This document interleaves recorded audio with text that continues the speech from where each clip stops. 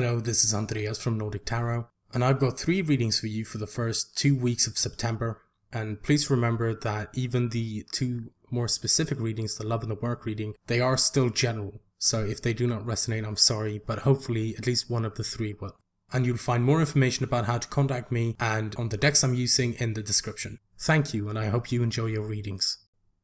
Hello Taurus, Sun, Moon and Rising. Since these are my first videos, I'm just going to quickly go through the spread I'm using and how I read it, and then we just get straight into it. So for every sign I pull 1 oracle card, and I pull 3 cards for general, love and work.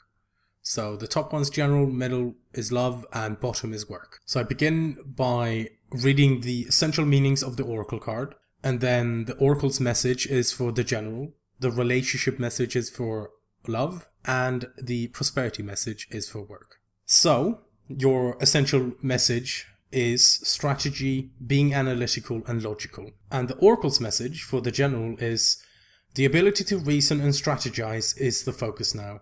Take things at face value and follow the logical path. Your calculations will prove to be correct, for in this moment there is no deeper meaning than what is obvious. Things are exactly as they seem.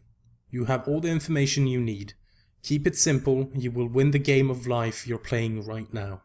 So I feel the oracle's message definitely speaks to the 3 cards you pulled for your general. And the first card is the 4 of Wands. The 4 of Wands is it's very stable.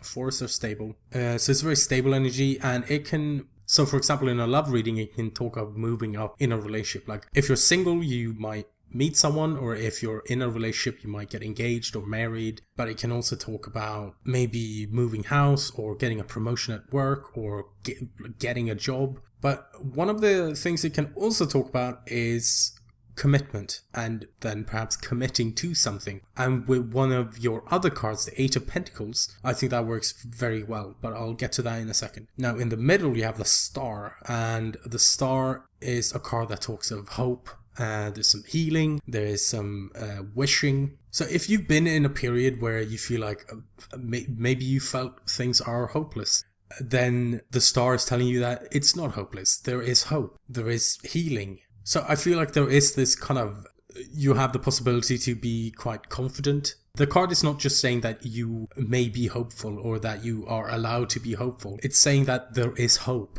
So, like I said, if you've been going through a tough time, then there is hope. There is healing.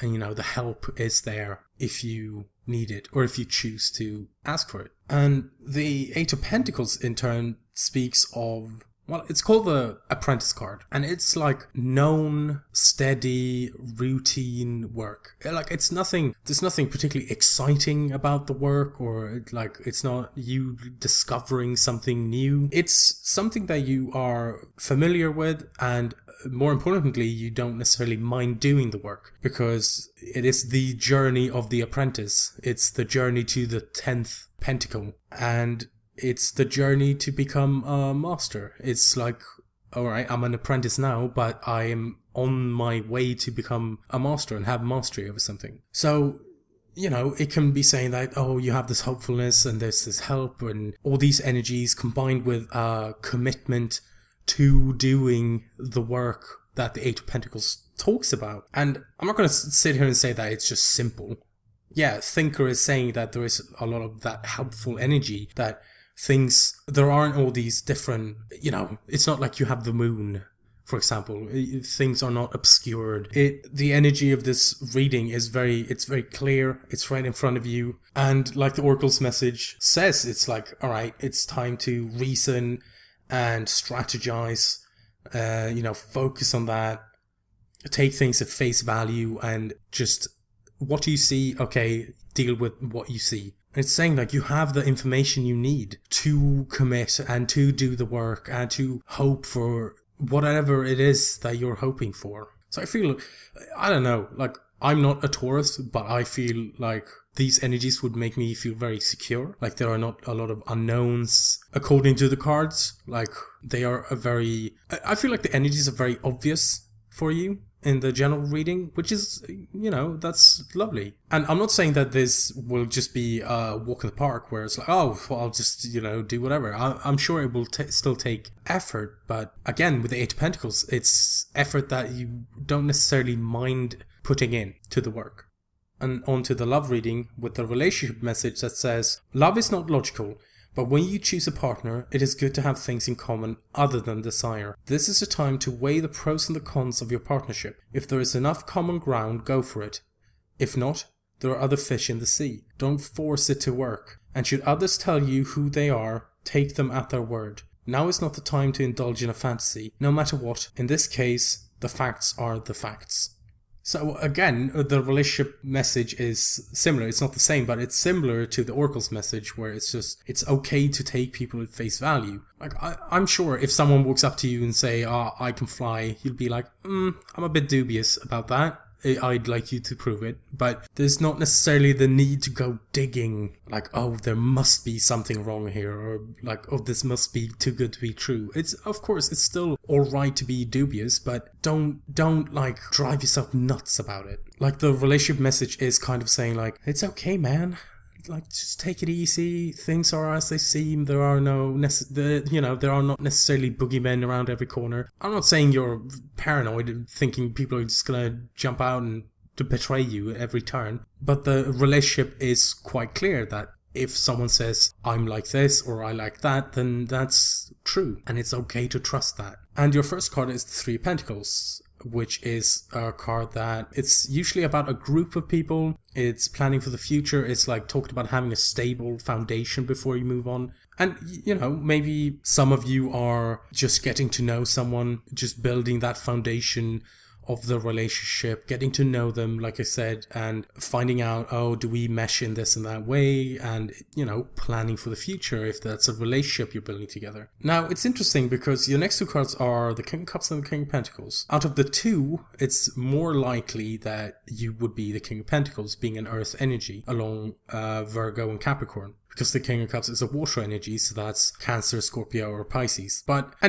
Alright, and I know that I say King of Pentacles, but even if you're a woman or if you have a lot of feminine energy, you can still come up as the King of Pentacles, especially in these like quite broad, more general like readings. If I did a one-on-one reading with you and you're a woman, for example, and you say, I'm a woman and I identify as a woman and, I'll take that as at face value, and you would most likely not show up as a king. But like I said, since these are more broad, like general readings, then you might still show up as a king. And you might show up as different suits. You don't necessarily have to show up as your suit, but who are the King of Cups and the King of Pentacles? Like I said, the King of Pentacles is most likely an earth sign or someone who's exhibiting the qualities of an earth sign, and the King of Cups is probably a water sign or someone exhibiting the qualities of a water sign. But I think what's important to note about the relationship message is that now is not the time to indulge in a fantasy. And I'm not saying that the King of Cups is delusional, but I think that sometimes it kind of feels like he gets, I don't want to say overwhelmed by his emotions, but maybe he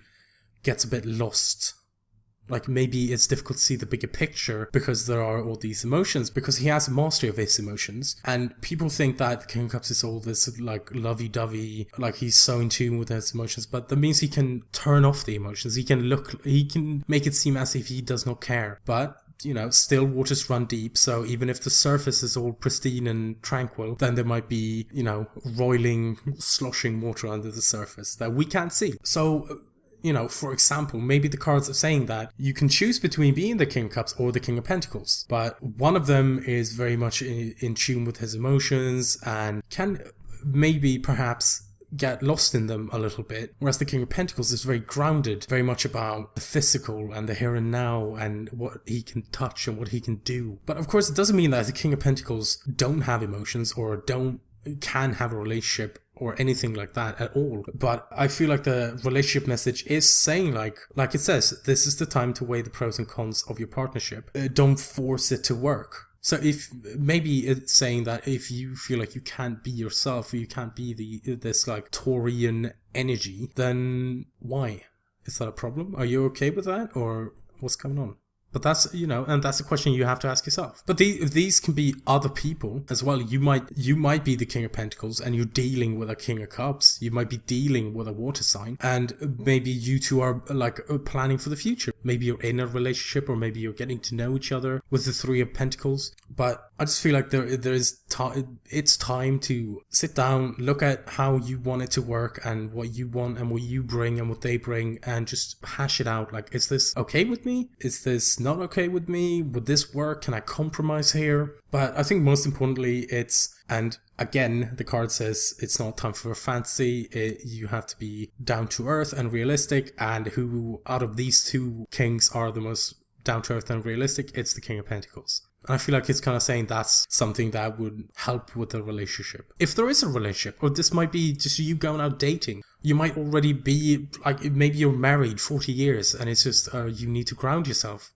But we're going to move on to the work reading. The prosperity message is, calculated action is called for now. It's important to sit down and plan a strategy. Focus on the steps you're going to take to claim your prosperous life. Lists are your friend now, so get out your journal. Write down what you're going to do today to signal to the universe that you are serious about attracting abundance. Your plans and strategies will yield wonderful results. Remember, your most effective strategic partner is Spirit. You will win this game, and your triumph will be for the highest good of all. Okay, so your first card, Nine of Cups, it's wish fulfillment, or it's wishing, it's manifesting, it's what do I want, what do I wish for? And in the progression of the cups, then the next card is the Ten of Cups, which is emotional fulfillment, emotional growth, happily ever after, fairy tale ending. But you might be wishing for anything. You might be wishing for a promotion, or you might be wishing to get hired, or start your own business, or that your business takes off, or that you are successful in the project you're working on. It can be so many things. But your other two cards are the Queen of Wands and Justice. So like I said in the love reading, even if you're a male earth sign, you might show up as the Queen of Wands. But the Queen of Wands can also be someone else. But